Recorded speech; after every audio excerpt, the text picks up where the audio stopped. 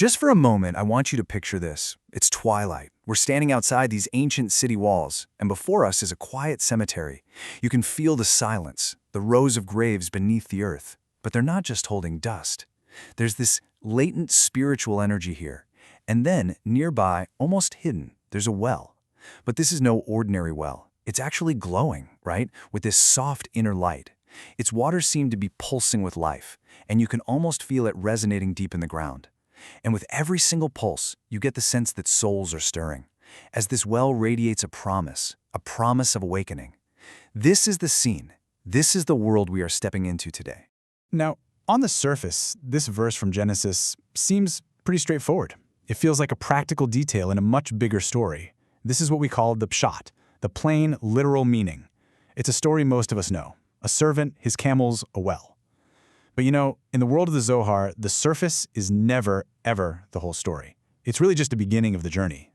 All right, so to really get to the heart of what's going on in this verse, we need a map. And that map is called Pardes. It's a way of peeling back 4 different layers of meaning. First up, we're going to touch on the plain story, what you see right on the surface. Then we'll start cracking the hidden code. After that, we are going deep, right into the cosmic engine, to see the secret mechanics. Then we'll see how this system actually works in practice, and finally, we're going to bring it all together to make it feel real and tangible for all of us today. Okay, so the plain story, the pshat, is really straightforward. You've got Abraham, old and full of days, and he sends his most trusted servant back to his homeland. What's the mission? Find a wife for his son Isaac. So after this really long journey, the servant shows up outside the city of Nahor. It's evening, which is exactly the time when women come to draw water. He stops at the well, he has his camels kneel down, and he prays for a very specific sign to help him identify the right woman. It's just a beautiful, very human story about faith and a mission and divine providence. Exactly. And on its own, it is a perfect story. But this is where the Zohar tells us to hit pause. It challenges us to see that in the Torah there are no throwaway details, not a single one. So what if outside the city isn't just a place on a map? What if a well of water isn't just about quenching thirst? What if every single word in this verse is actually a doorway, a portal, into a much deeper, much more cosmic reality? And this is exactly where a hidden section of the Zohar, known as the Midrash Hanelam, or the concealed Midrash, just pulls back the curtain.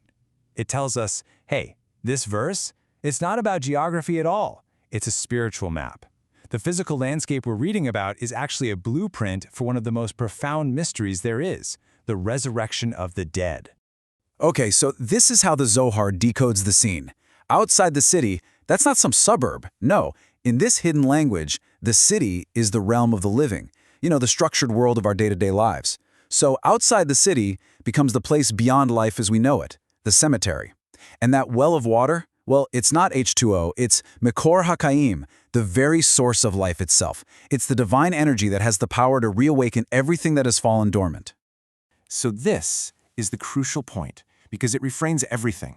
The servant isn't just a matchmaker anymore, he's a cosmic agent.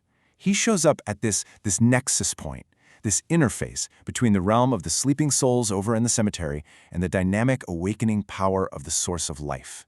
His real task, on this deepest level, is to observe, to prepare, and to make sure that the energetic pathways are clear for that moment when the well of life will finally overflow and begin the whole process of revival. And that brings us to the deepest level, the sod, the secret mechanics of how this all really works.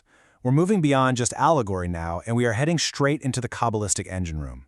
We're about to look at the spiritual physics of resurrection, the divine architecture that underpins this entire incredible process. It's complex, yeah, but it is also so incredibly elegant. Okay, to make this a little more accessible, let's kick things off with a modern analogy. I want you to think of the cemetery, the realm of the sleeping souls, as a huge server farm of offline cold storage. All the souls are archived, they're preserved, but they're inactive. The well, the Mekor HaChayim, well, that's the live recovery server. Now, when the time comes for the system reboot, for resurrection, this server does not activate everything all at once. It follows a very specific protocol. It reactivates the priority systems first, the ones that have the strongest, clearest connection to the core operating system. And what are those priority systems? They're the souls most deeply connected to Torah. And that is the absolute key. The living water that's flowing from this well isn't some generic life force. It is the very essence of Torah. In Kabbalah, the Torah isn't just a book of laws and stories, it is the divine blueprint of all reality. Its wisdom, its energy, that is what sustains and animates all of creation. This water is the dew of life, the spiritual influx that literally has the power to reconstitute and re-enliven the physical form. Okay, to see how this cosmic engine truly works, we need to map it onto the Sephirot, these divine channels that structure all of reality. Let's walk through the flow on this slide nice and slow. It all starts at the bottom with step 1, Malchut. This is the physical world, the kingdom. It's the grave itself, which acts as this sacred vessel, holding the spiritual essence right there in the bones. Right, and that essence then needs a connection to the life force from above. And that's step 2, Yesod, the foundation, which is represented by the well. So think of Yesod as the channel, the conduit that funnels that divine energy from the spiritual realms directly down into the physical. Exactly. So where does that life force actually come from? Well, it originates much, much higher up, in step 3, Binah, which is understanding. This is the ultimate source, the great mother, the infinite reservoir of that divine dew, the Taldachia, that enables all life. And finally, what's the trigger? What kicks the whole process off?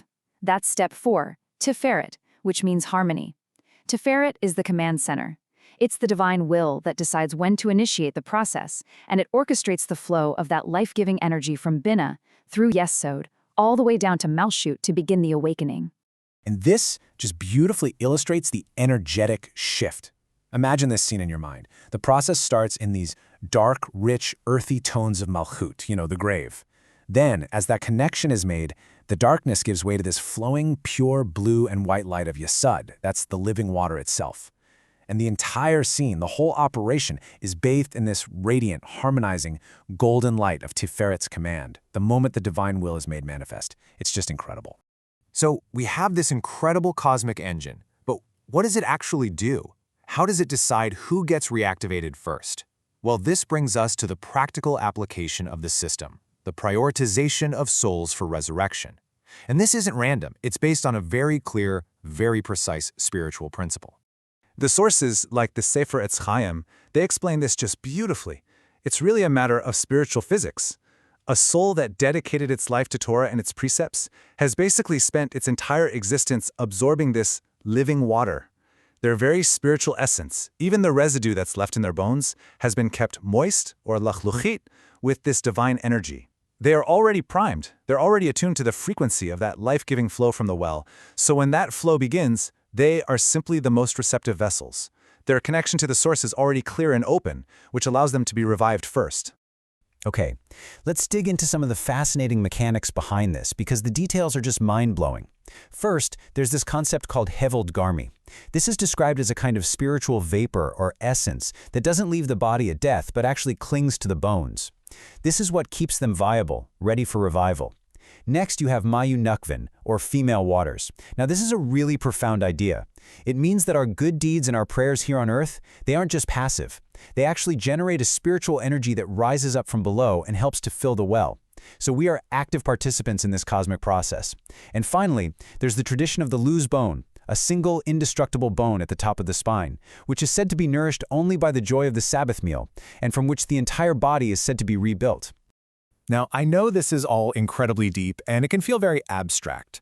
So to make this whole cosmic process a little more concrete, we're going to translate it into two very different, but hopefully very helpful modern analogies. We'll take a look at a video game version, and then a cosmic engineering version. Let's start with the video game version. Imagine that all the souls in their graves are like player characters, and they're just resting in a safe zone called the Chamber of Sleep. Now, throughout their lives, their time in the game, every single time they performed a mitzvah or learned Torah, they were basically completing a quest and collecting a special item, a token of living water, and these are stored in their inventory. So when the final chapter of the game begins, that moment of resurrection, a luminous fountain in the center of the world activates. It sends out a wave of life, but it revives the players in waves, starting with those who have collected the most tokens of living water. And the servant in our story, he's like a non-player character, an NPC, sent by the game master to check on the fountain and make sure the revival protocol is ready to launch. Now, for those of you who think more in terms of systems and engineering, let's look at a more technical analogy. We can reimagine this entire process as a cosmic reboot protocol for a universal network. All right, let's walk through this cosmic reboot protocol step by step. It all begins with step 1, archival. The souls in the grave are individual nodes in a huge, long-term cold storage system. That's Malkut. Step 2 is connection. A central quantum server, let's call it the life core, maintains a latent, low-energy link to every single node. This is Yesod, the well. Step 3 is the power source. This life core server doesn't generate its own power. It's fed by the universe's primary power source, the Bina generator, an infinite and totally stable energy reservoir.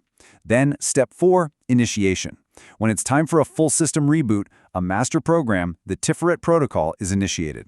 It sends a query to all the archived nodes and it checks for their alignment signature, basically how closely their operational history matches the system's core architecture, which is the Torah.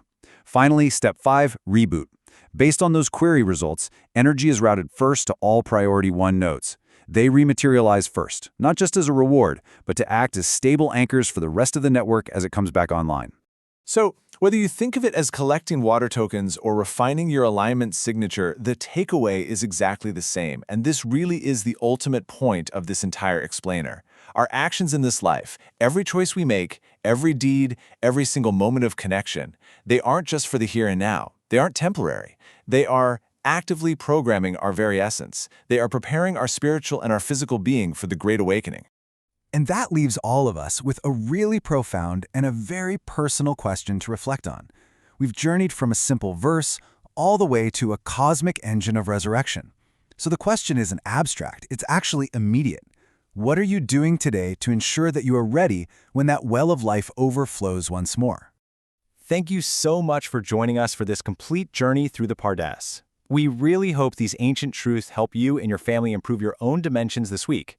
If you enjoyed this full chapter deep dive, please like, subscribe, and share which part of the journey touched your soul in the comments. We'll see you in the next chapter.